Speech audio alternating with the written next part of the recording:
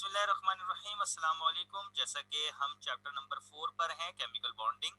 और इस चैप्टर में हमने इससे पहले chemical bond, type of chemical bond, ionic bond, covalent bond, coordinate covalent bond and after that फिर हम लोगों ने पढ़ा कि बॉन्ड ब्रेकिंग क्या होती है, बॉन्ड मेकिंग क्या होती है। फिर हमने इसके अंदर इलेक्ट्रोनेगेटिविटी पढ़ा। फिर इलेक्ट्रोनेगेटिविटी से किस तरीके से partial positive partial negative ions आते हैं। फिर हमने जो है वो डाइपोल मोमेंट पढ़ा और उस डाइपोल मोमेंट के जरिए से हमने डाइपोल डाइपोल मोमेंट हमने पढ़ा। अब जो हमारे पास टॉपिक है, ये चैप्टर नंबर 4 का निहायत इंपॉर्टेंट और अहम टॉपिक है। इस टॉपिक में क्या होता है कि आपको किसी कंपाउंड का स्ट्रक्चर बनाना पड़ता है। अब उस स्ट्रक्चर को जब हम बनाएंगे तो उस स्ट्रक्चर को बनाने के लिए हमें कुछ चीजें समझना पड़ती हैं। हमें ऑर्बिटल के शेप, ऑर्बिटल किस तरीके से मिलते हैं, किस तरीके से ये ऑर्बिटल्स आपस में एक टर्म इस्तेमाल की करते हैं हम, हाइब्रिडाइजेशन। ये हाइब्रिडाइजेशन क्या होती है, कितने किस्म की होती है, किस तरीके से बनती है, ये सारी चीजें हम इंशाल्लाह ताला अब जो हमारा टॉपिक है उसमें हम पढ़ेंगे। लेकिन ये इतने बड़े टॉपिक को जो हमारे बोर्ड के पेपर में लाजमी इससे सवाल बनकर आता है, इसको हम कुछ छोटे छोटे टॉपिक के अंदर तकसीम कर देंगे ताकि ये आसानी से समझ में आए। शुरू में हम आपसे एक इर्रेगुलर डायग्राम्स बनवाएंगे, फिर आहिस्ता आहिस्ता उस डायग्राम के अंदर चेंजिंग करते करते करते फाइनली हम एक प्रॉपर डायग्राम के ऊपर आ जाएंगे। या प्रॉपर डायग्राम बोलें या हम यूं बोलें कि प्रॉपर स्ट्रक्चर के ऊपर हम आ जाएंगे। तो हम जब इसको शुरू करने जा रहे हैं तो सबसे पहले तो बिस्मिल्लाहिर्रहमानिर्रहीम, आज का जो हमारा टॉपिक होगा तो सबसे पहले हम आपको दो थ्योरीज पढ़ाएंगे।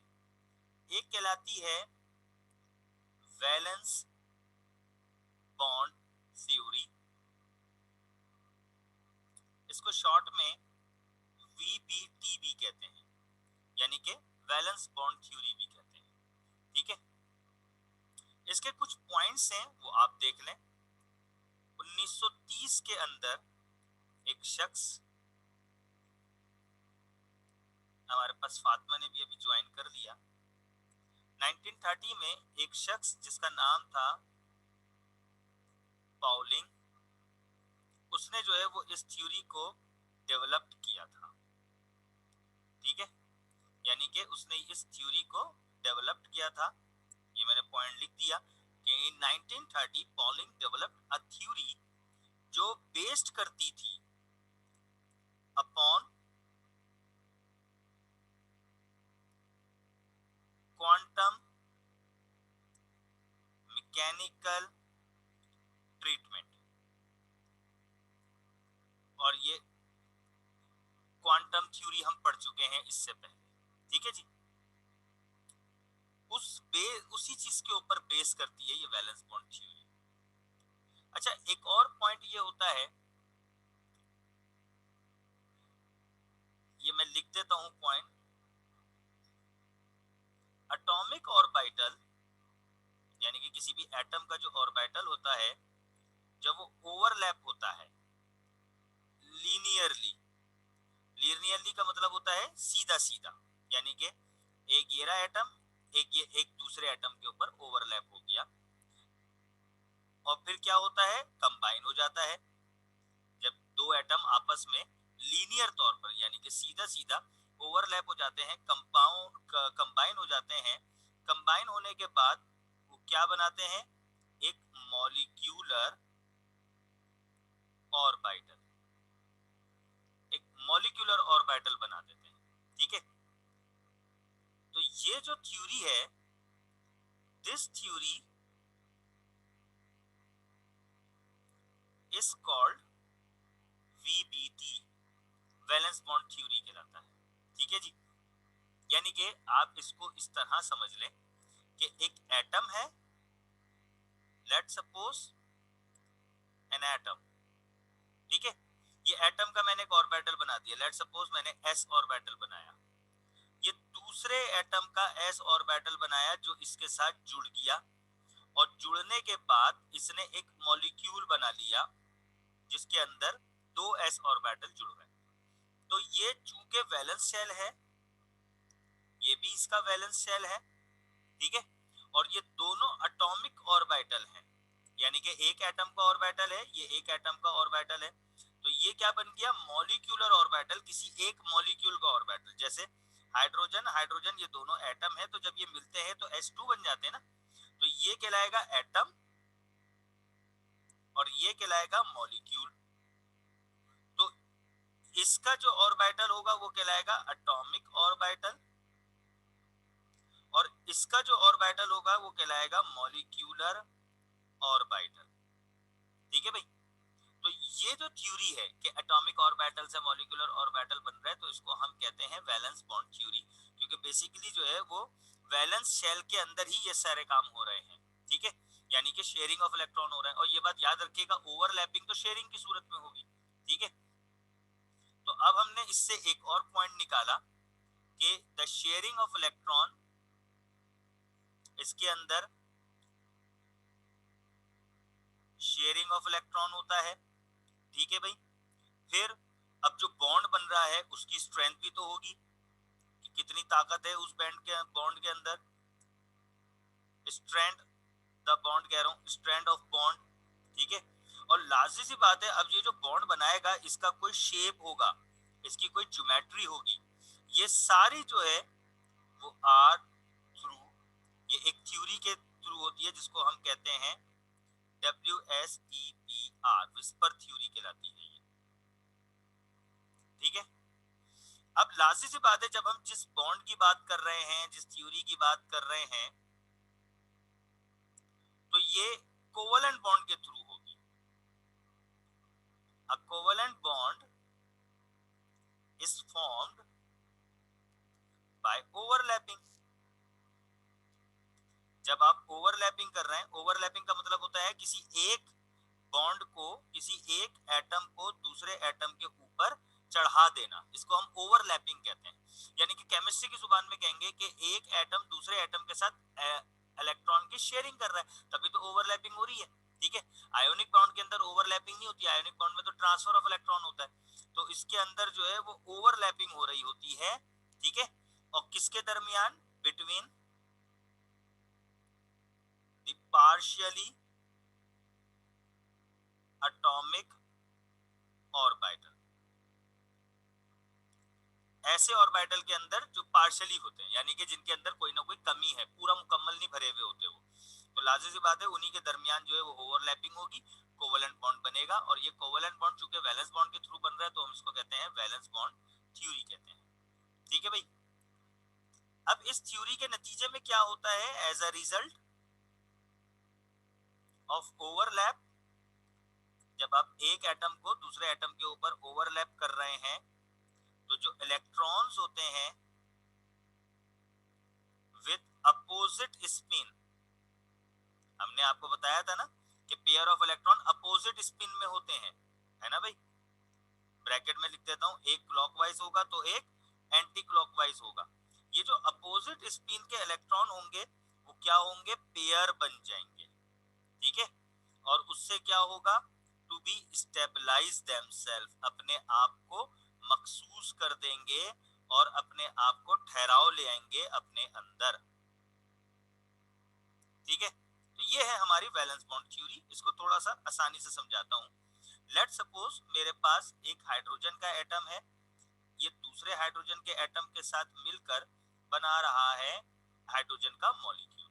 ठीक है भाई, ये दोनों चीजें क्या हैं, ये हैं हाइड्रोजन का एटम, और ये क्या है, ये है हाइड्रोजन का मॉलिक्यूल।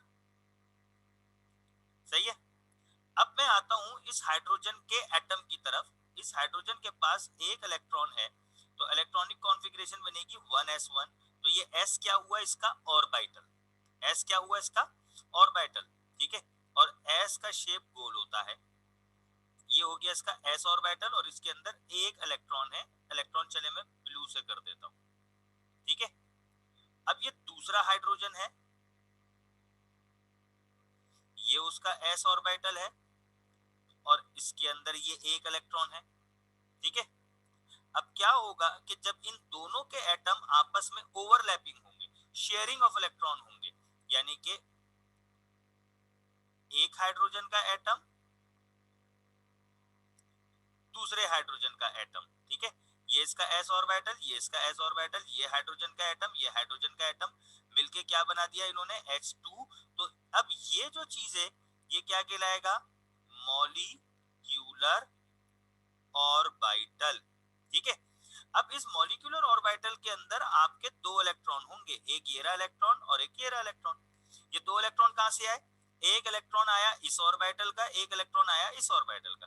अब ये जो इलेक्ट्रॉन होंगे ना, ये दो हैं चूंकि एक ऑर्बिटल के अंदर, तो दोनों की स्पिन उलट होगी, एक होगी क्लॉकवाइज, एक होगी एंटी क्लॉकवाइज। अब जब इन दोनों की एक की स्पिन होगी यूं, सही है, और एक की स्पिन होगी यूं, क्लॉकवाइज और एंटी क्लॉकवाइज, नतीजे में क्या होगा कि अब लास्ट सी बात है, ये तो हम पहले ही पढ़ चुके हैं कि अगर अ पेयर ऑफ इलेक्ट्रॉन है, दो इलेक्ट्रॉन के जोड़े हैं, तो लास्ट सी बात है वो दो इलेक्ट्रॉन के जोड़े जो है वो एक सीधा जाएगा एक उल्टा जाएगा, ठीक है।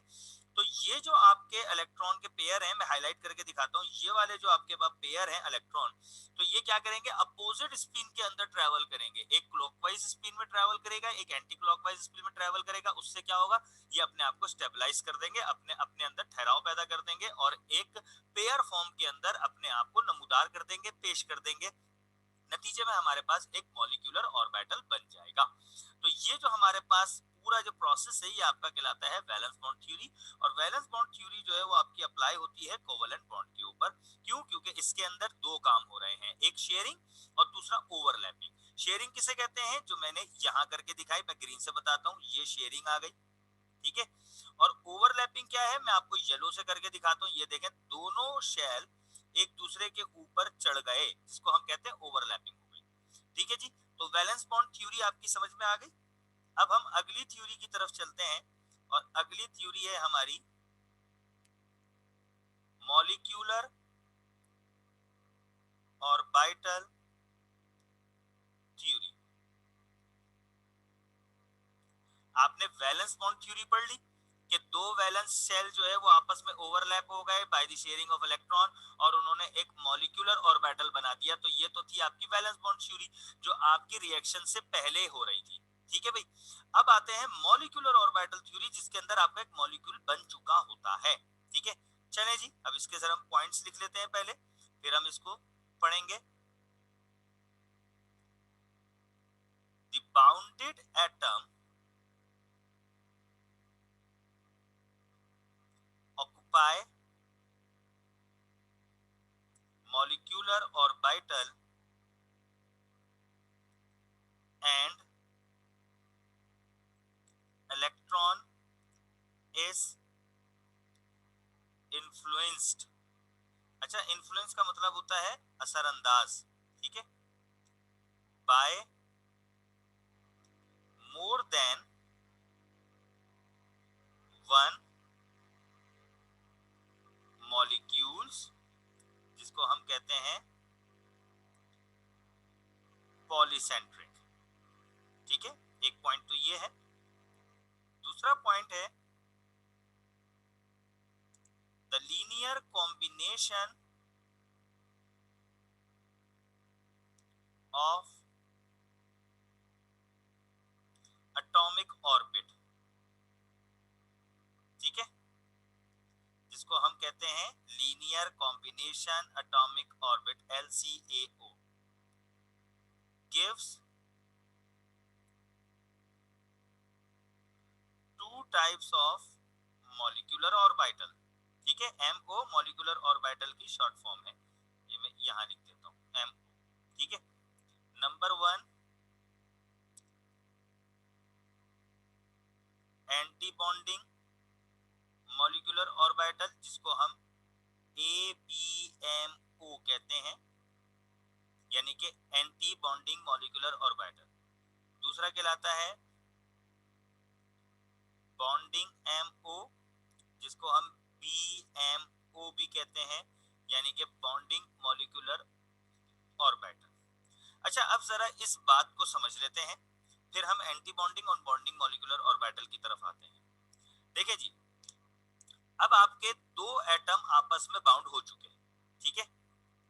एक ये एटम था और ये एटम था, आपस में बाउंड हो गए, वो थ्योरी आपने पढ़ ली, वैलेंस बॉन्ड थ्योरी, ठीक है। अब जब ये आपके जो है वो बाउंड हो गए और इन्होंने एक मॉलिक्यूलर ऑर्बिटल बना दिया, और इलेक्ट्रॉन जो है वो असरअंदाज हो चुके हैं।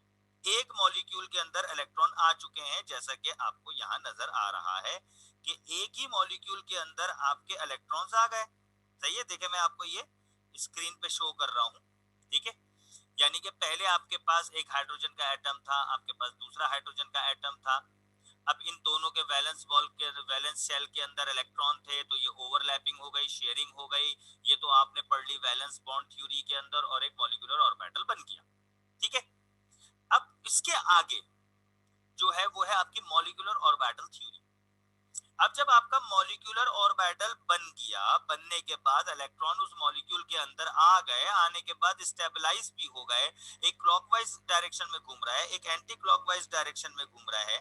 ठीक है, इसको हम पॉलीसेंट्रिक कहते हैं। अब इन्होंने ये बात कही कि अगर ये आपकी जो मॉलिक्यूल ऑर्बिटल जो बना है, अगर ये लीनियर बना है, लीनियर मतलब जैसा कि आपको यहां नजर आ रहा है, ये लीनियर बना है। लीनियर का मतलब होता है सीधा सीधा, 180 डिग्री जो बना है। सही है, 180 डिग्री जो बना है, सीधा सीधा, इसे हम लीनियर कहते हैं।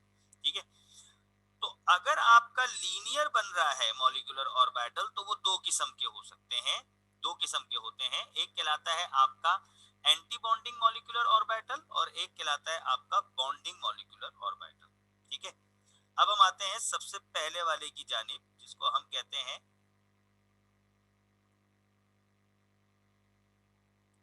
Anti bonding molecular orbital. अब ये क्या चीज है? ठीक है, इसको भी जरा समझते हैं। The molecular orbital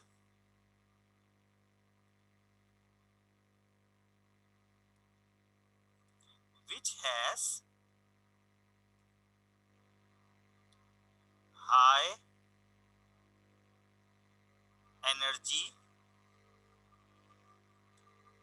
than the energy of separated atomic orbital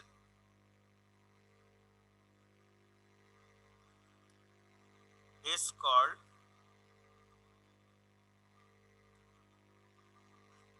anti bonding molecular orbital. ठीक है, और ये जो है आपका एंटी बॉन्डिंग मॉलिक्यूलर ऑर्बिटल जो है वो डिनोटेड बाय टू साइन। एक कहलाता है सिग्मा, जिसको हम इस साइन से जाहिर करते हैं, और एक कहलाता है पाई, जिसको आप इससे जाहिर करते हैं। ठीक है, दूसरी तरफ जो आपका बॉन्डिंग मॉलिक्यूलर ऑर्बिटल है, उसकी आपके पास लोअर एनर्जी होती है, और सिर्फ वो डिनोट होता है सिग्मा के निशान से। ठीक है, वो किसके निशान से जाहिर होता है? सिग्मा के निशान से जाहिर होता है। अच्छा, अब जरा सुनिएगा तो आपके जरा आपको समझ में आ जाएगी कहानी असल में है क्या। हमारे पास दो किस्म के बॉन्ड होते हैं, एक कहलाता है सिग्मा बॉन्ड और एक कहलाता है पाई बॉन्ड। ये जो आपका सिग्मा बॉन्ड होता है ना, इसके अंदर आपकी हेड टू हेड ओवरलैपिंग हो रही होती है। ये अभी मैं आपको एक प्रॉपर, जब हम अपना टॉपिक पढ़ेंगे ना, तो उस प्रॉपर टॉपिक के अंदर आपको जो है वो ज्यादा समझ में आ जाएगा। बस ये याद रखिएगा कि सिग्मा बॉन्ड जो है वो स्ट्रॉन्ग बॉन्ड होता है, पाई बॉन्ड जो है वो वीक बॉन्ड होता है। आगे मैं आपको इसकी भी डिटेल बताऊंगा कि क्यों होता है ऐसा। एंटी बॉन्डिंग मॉलिक्यूलर ऑर्बिटल जो हमारी फर्स्ट हेडिंग थी, ये क्या होती है? ये एक ऐसा मॉलिक्यूलर ऑर्बिटल होता है जिसकी एनर्जी हाई होती है with respect to the separated atomic orbital energy. यानी कि एटॉमिक ऑर्बिटल की एनर्जी से इसकी एनर्जी ज्यादा होती है, इसलिए हम इसको कहते हैं एंटी बॉन्डिंग। और ये सिग्मा और पाई बॉन्ड से जाहिर होता है। जबकि बॉन्डिंग मॉलिक्यूलर ऑर्बिटल जो होता है उसकी एनर्जी लो होती है। मैं आपको एक एग्जांपल देता हूं, उस एग्जांपल से आपको समझ में आ जाएगा। ठीक है, लेट्स सपोज कि हम यहाँ पे मिसाल ले रहे हैं उसी हाइड्रोजन की, हाइड्रोजन प्लस हाइड्रोजन मिलके बना रहे हैं हाइड्रोजन का मॉलिक्यूल। हम जानते हैं इस हाइड्रोजन के पास एक इलेक्ट्रॉन होता है 1s1 और इस हाइड्रोजन के पास भी एक इलेक्ट्रॉन होता है 1s1, जबकि इस हाइड्रोजन का जो मॉलिक्यूल है इसके पास हमारे पास जो इलेक्ट्रॉन बन जाएंगे वो 1s2 बन जाएंगे, है ना भाई, दो इलेक्ट्रॉन आ गए ना इसके पास, इसने अपना मॉलिक्यूलर ऑर्बिटल कंप्लीट कर लिया। ठीक है, इसकी हम डायग्राम बनाते हैं इस तरह। सपोज करें ये एक हाइड्रोजन है जिसके पास एक इलेक्ट्रॉन है, इसको हमने कह दिया 1s1। ठीक है, ये हमारे पास दूसरा हाइड्रोजन है, इसके पास भी एक इलेक्ट्रॉन है जिसको हमने कह दिया 1s1। ये जो अंदर मैंने बॉक्स के अंदर ये जो मैंने निशान बनाया है ना, ये मैं बता रहा हूं कि जैसे कि ये एक ही क्लॉकवाइज रोटेशन में घूम रहा है ये। ठीक है, अब ये होता क्या है कि जब ये दोनों आपस में ओवरलैपिंग करेंगे, क्या करेंगे, आपस में ओवरलैपिंग करेंगे।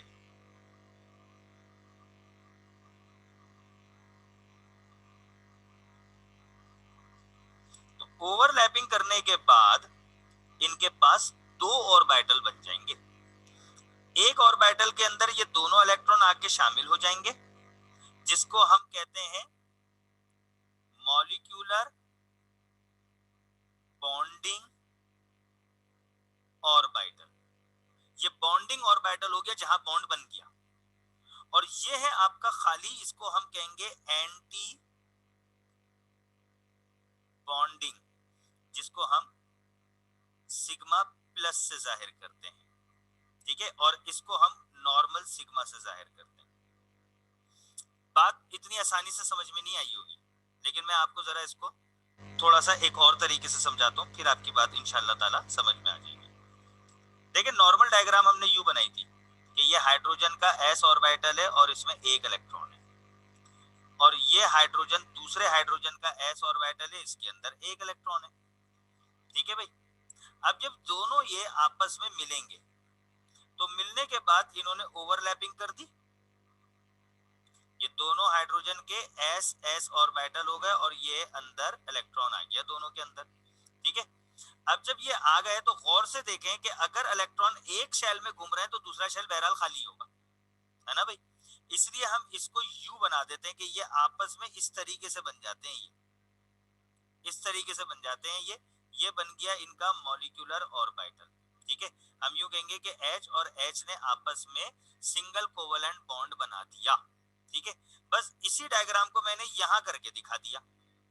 गौर से अगर आप देखें कि एक ऑर्बिटल था यहाँ, एक ऑर्बिटल था यहाँ, लेकिन जब मॉलिक्यूलर ऑर्बिटल बने तो बेसिकली ऑर्बिटल तो दो बन गए ना, TWO2 ऑर्बिटल तो दो बन गए, है ना भाई, एक के अंदर इलेक्ट्रॉन घूम रहा है, एक खाली है।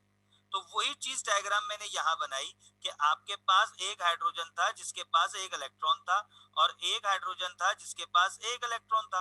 अब जब ये दोनों आपस में मिलेंगे तो मिलने के बाद ये दो आपके मॉलिक्यूलर ऑर्बिटल बन जाएंगे, जिसमें से एक में बहरहाल आपके दोनों इलेक्ट्रॉन होंगे, एक खाली होगा। जो खाली होगा वो कहलाएगा एंटी बॉन्डिंग, इसको हम सिग्मा प्लस से जाहिर करते हैं, और जो भरा हुआ होगा वो कहलाएगा बॉन्डिंग, इसको हम सिग्मा नॉर्मल सिग्मा से जाहिर करते हैं। इसकी एनर्जी लो होगी, इसकी एनर्जी हाई होगी। ठीक है, ये बात समझ में आ गई, बॉन्डिंग और मॉलिक्यूलर बॉन्डिंग की आपकी बात समझ में आ गई। तो अब हम आगे बढ़ते हैं। सबसे पहले तो आप मुझे माइक अनम्यूट करके मुझे बताएं कि आप लोगों को समझ में आ गई बात। मैं आपको डायग्राम प्रॉपर तरीके से बना के दिखा देता हूँ, जरा एक मिनट, पहले मैं जरा इसको मिटा दूं, प्रॉपर तरीके से आपको मैं डायग्राम बना के दिखाता हूँ। ये है एक हाइड्रोजन और ये है आपका दूसरा हाइड्रोजन। ठीक है, मैं इस वाली एग्जांपल को फॉलो कर रहा हूँ, इस वाली एग्जांपल को फॉलो कर रहा हूँ। ठीक है, ये हो गया आपका एक हाइड्रोजन, ये हो गया आपका दूसरा हाइड्रोजन। हाइड्रोजन के पास एक इलेक्ट्रॉन होता है 1s1, इसके पास भी एक ही इलेक्ट्रॉन है 1s1। ठीक है, इसका इलेक्ट्रॉन ये रहा अंदर, इसका इलेक्ट्रॉन ये रहा अंदर। ठीक है, अब जब ये दोनों आपस में मिलेंगे, ओवरलैपिंग करेंगे जब आपस में, तो ओवरलैपिंग करने में आप देखें दो ऑर्बिटल बन रहे हैं। वो दो ऑर्बिटल किस तरह बनते हैं, हम यूं डॉट डॉट डॉट करके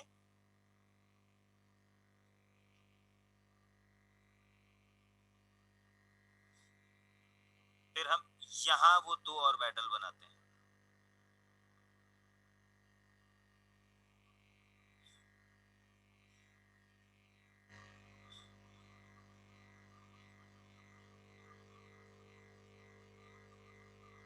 एक यहाँ बनाया और एक हम यहाँ बना देते हैं, ठीक है।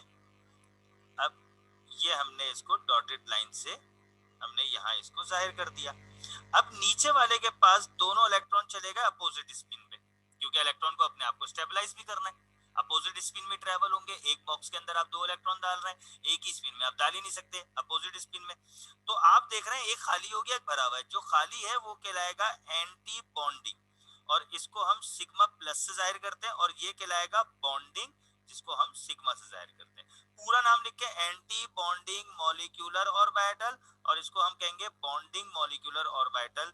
एबीएमओ और बीएमओ देखे हमने यहाँ लिखा हुआ है, यहाँ एबीएमओ और बीएमओ, ठीक है भाई, समझ में आ गई बात। तो अब यहाँ पर तो हमने 2 चीजें समझ ली, वैलेंस बॉन्ड थ्योरी समझ ली और मॉलिक्यूलर ऑर्बिटल थ्योरी हमने समझ ली। अब हमारे पास जो टॉपिक है वो टॉपिक है हमारे पास जो नए 2 बॉन्ड हमारे नजर में आ गए। देखिए हमने जो नोट करने वाला पॉइंट था, वो नोट करने वाला पॉइंट था कि अब जो हम टॉपिक पढ़ रहे हैं वीबीटी वैलेंस बॉन्ड थ्योरी या एमबीटी मॉलिक्यूलर ऑर्बिटल थ्योरी, ये आपकी एप्लीकेबल हो रही है सिर्फ और सिर्फ कोवेलेंट बॉन्ड पे। कोवेलेंट बॉन्ड पे क्यों हो रही है? क्योंकि ओवरलैपिंग इसके अंदर नेसेसरी है, ओवरलैपिंग जरूरी है, और ओवरलैपिंग जो है वो आपकी शेयरिंग की सूरत में ही होती है, और शेयरिंग की जब बात आ रही है तो बॉन्ड जो बनेगा वो कोवेलेंट बॉन्ड है, ठीक है भाई। तो हमने क्या देखा कि यहाँ पर जब कोवेलेंट बॉन्ड बन रहा है, ओवरलैपिंग हो रही है, तो 2 बॉन्ड बन रहे हैं, एंटी बॉन्डिंग और बॉन्डिंग, ठीक है। तो जब इस एंटी बॉन्डिंग या बॉन्डिंग की बात करते हैं तो 2 बॉन्ड हमारे पास आ गए। एक कहलाता है सिग्मा बॉन्ड,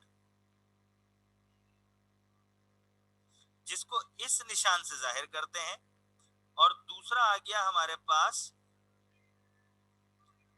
पाई बॉन्ड, जिसको हम इस निशान से जाहिर करते हैं। तो अब जो हम नए टॉपिक की तरफ आगे बढ़ रहे हैं वो है सिग्मा बॉन्ड और पाई बॉन्ड क्या होता है, ठीक है। अब हम आते हैं यहां पर सिग्मा बॉन्ड की तरफ।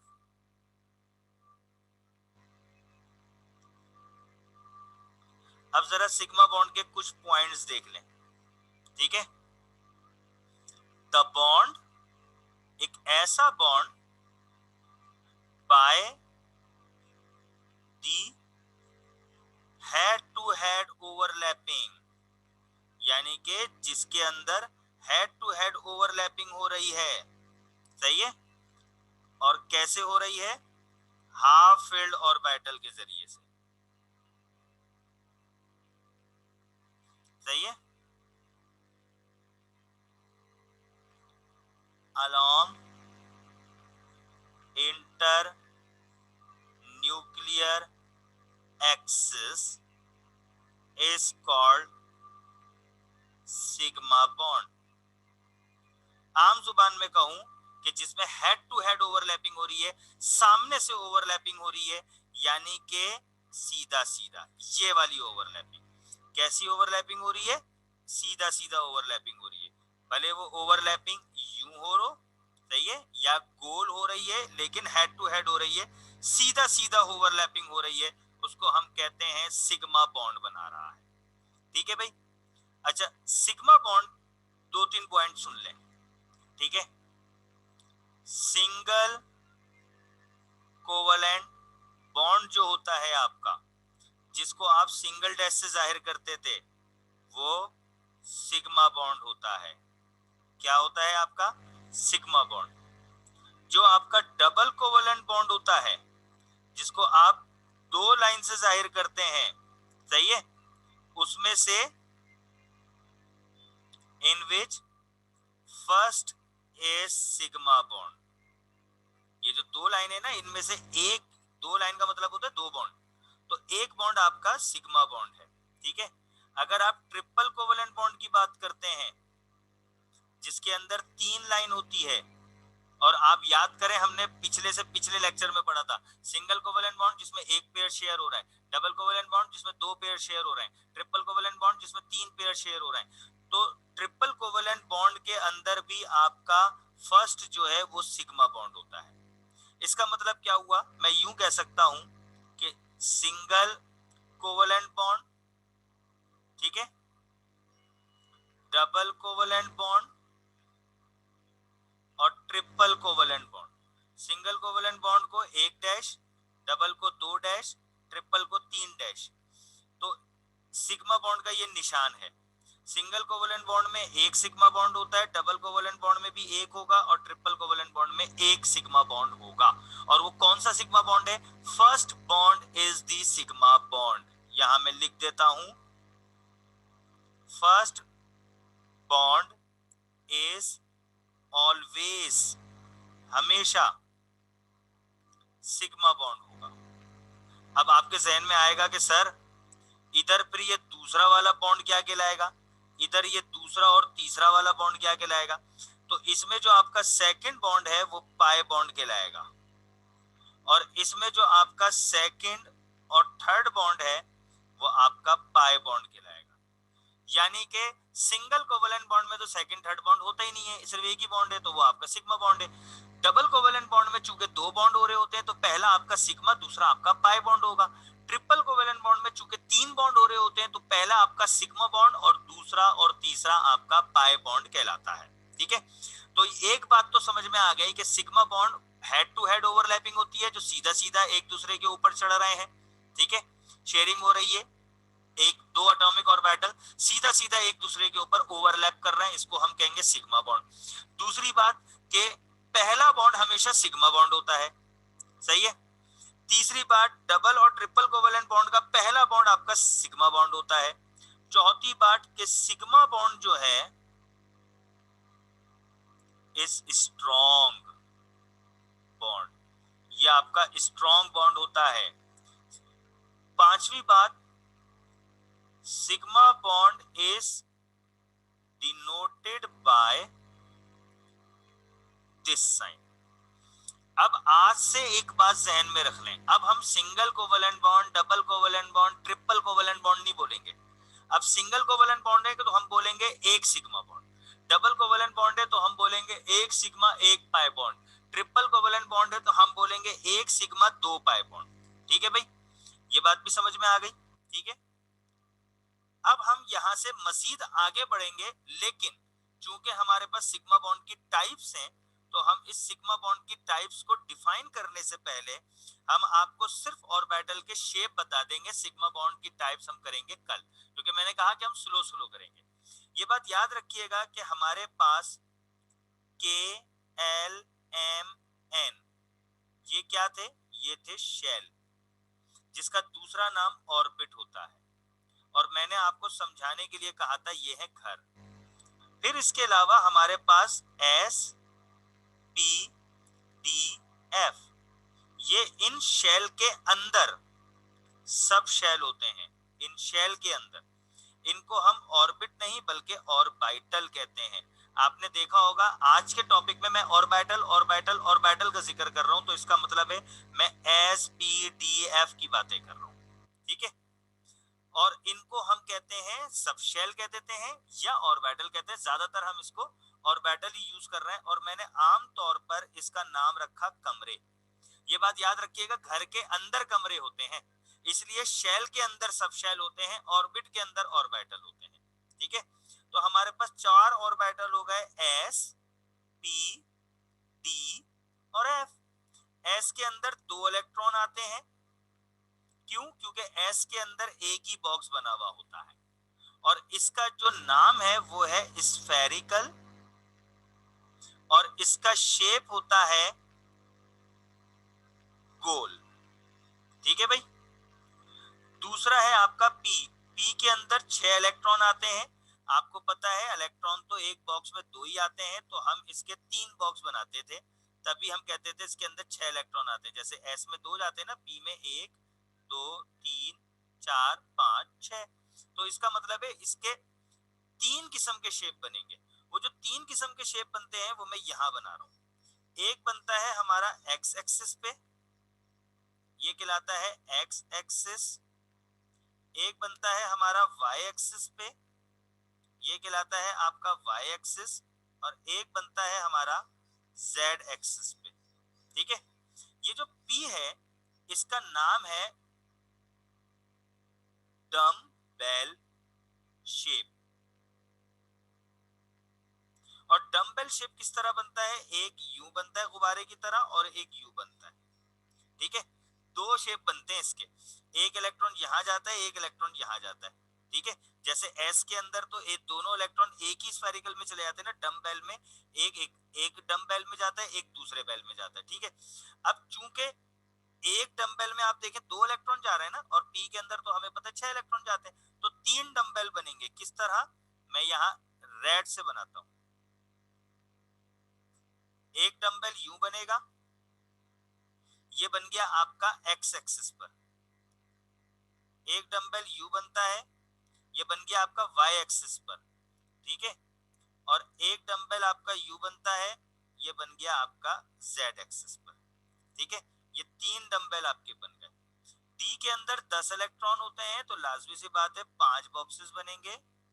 ठीक है, ये कहलाता है डबल डम्बेल। ठीक है, और इसमें आपके ऐसे डम्बेल 5 बनते हैं। ठीक है, कितने बनते हैं, 5 बनते हैं। और एफ के अंदर 14 इलेक्ट्रॉन आते हैं, इसको हम कहते हैं कॉम्प्लिकेटेड, इसका हम शेप नहीं बनाते। ठीक है भाई, इसका हम शेप नहीं बनाते। तो ये जो है वो आपके पास क्या हो गए, ये आपके पास जो है वो एस पी डी एफ के शेप बन गए। हमारा ज्यादातर ताल्लुक एस और पी के साथ ही होता है, इसलिए हम जो है वो इसको एस और पी को ही हम ज्यादा समझते हैं। ठीक है, ये देख ले, मैं एक दफा पी का फिर से बता देता हूं। ये एक डंबल बनाया एक्स एक्सिस पे,